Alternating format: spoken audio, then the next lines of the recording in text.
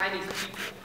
When we returned, she decorated the dining room with Chinese lanterns and dressed in a kimono, then served what seemed to us to be a very exotic but delicious meal. At the end of dinner, Mom gave us fortune cookies and read the captions for us. I felt that cookie's message would lead me to my destiny. That Christmas, I remember seeing Mom cry. I asked her why she was so sad. Mom told me that she was crying. She was happy to have a real family.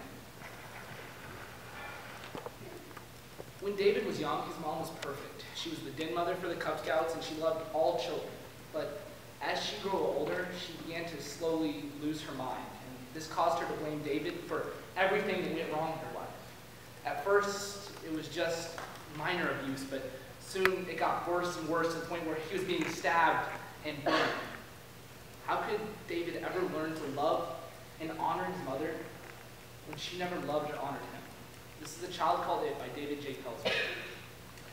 My relationship with Mom drastically changed. I would often be punished for crimes that I never knew I committed.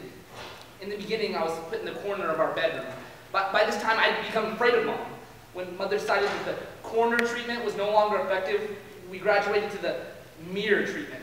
Mother would grab me and smash my head against the mirror, smearing my tear-streaked face against the slick reflective glass. Then she would order me to say over and over again that I'm a bad boy, I'm a bad boy, I'm a bad boy. When I came home from school one day, Mother told me that she had often driven to school to watch me and my brothers play during our lunch period recess. Mother claimed that on that very day, she had seen me playing in the grass, which was strictly forbidden by her rules. I quickly answered that I never played on the grass. I knew that Mother had somehow made a mistake. My reward for observing Mother's rules and telling the truth was a hard punch in the face. Mother then leaned over and turned on the gas burners to the kitchen stove. She sneered at me, "You made my life a living hell! Now it's time that I show you what hell is like!" Gripping my arm, she held it in the flame. As hard as I tried, I could not force her to let go of my arm. Finally, I fell to the floor and blew cold air on my arm. Mother then ordered me to climb up onto the stove so she could watch me burn. I cried, refusing, pleading. I watched the flames playing and the gas might run out. Finally, my brother Ron came home.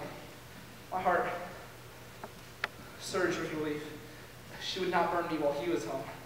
Sitting in the garage, I could hear Mother talking to Ron upstairs, telling him how proud she was of him and how she didn't have to worry about Ron becoming like me, a bad boy. From then on, Mother would starve me for days at a time. I used to steal food from other kids' lunchboxes, but I soon got caught at that. So one day I got the idea to steal food from the cafeteria. I snuck in and grabbed a few frozen trays. I gobbled down the frozen hot dogs and tater tots so quickly that I barely chewed. I had fed myself. I had fed myself, and I felt proud. That afternoon, however, Mother changed my mind. She dragged me in the bathroom and slapped me in the stomach so hard that I bent over. She rammed her fingers into my mouth as if she wanted to pull my stomach from my throat. I closed my eyes. I knew what was going to happen next. I looked in the toilet as chunks of red meat spilled. "I thought so! Your father's going to hear about this!" Mother ordered me to scoop up the partially digested food out of the toilet and put it in a bowl, evidence of my crime. That evening, Mother shrieked to Father, "So you think the boy's done stealing food, do you?" I could tell that he was getting more and more tired of the constant "what the boy had done now" routine.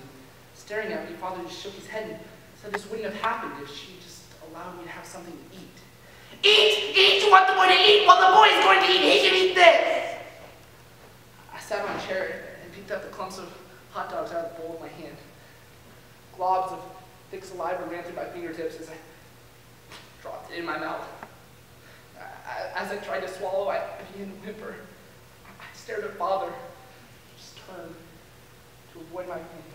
At that moment, I hated Mother to no end, but I hated Father even more. The man who had helped me in the past just stood like a statue while his son ate something that a dog wouldn't even touch. After that, I was only fed on the basis of how quickly I finished the various chores that Mother assigned me. One particular July day, Mother yelled at me to come to her, and at the first low of her voice, I sprinted to her, praying that tonight I would get something, anything to soothe my hunger.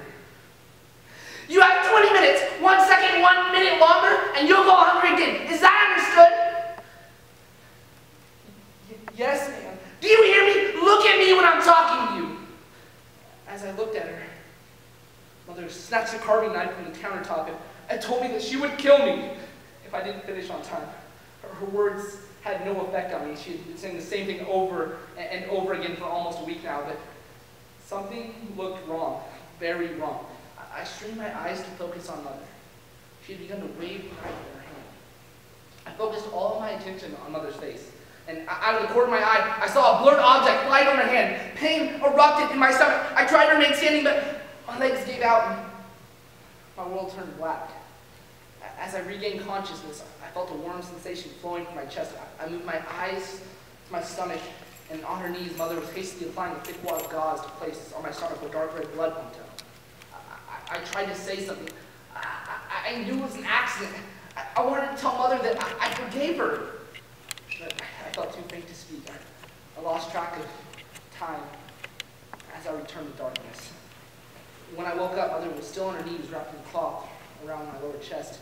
It took her nearly half an hour to dress my wound. There was no remorse in her eyes. I thought that at the very least, she would try to comfort me with the soothing voice she used to use, but looking at me with no emotion, Mother stood up, washed her hands, and said that I now had 30 minutes to finish the dishes. I remember the fortune cookies that Mom used to give us that seemed so very important at the time. Some years later, I found one of my old fortunes.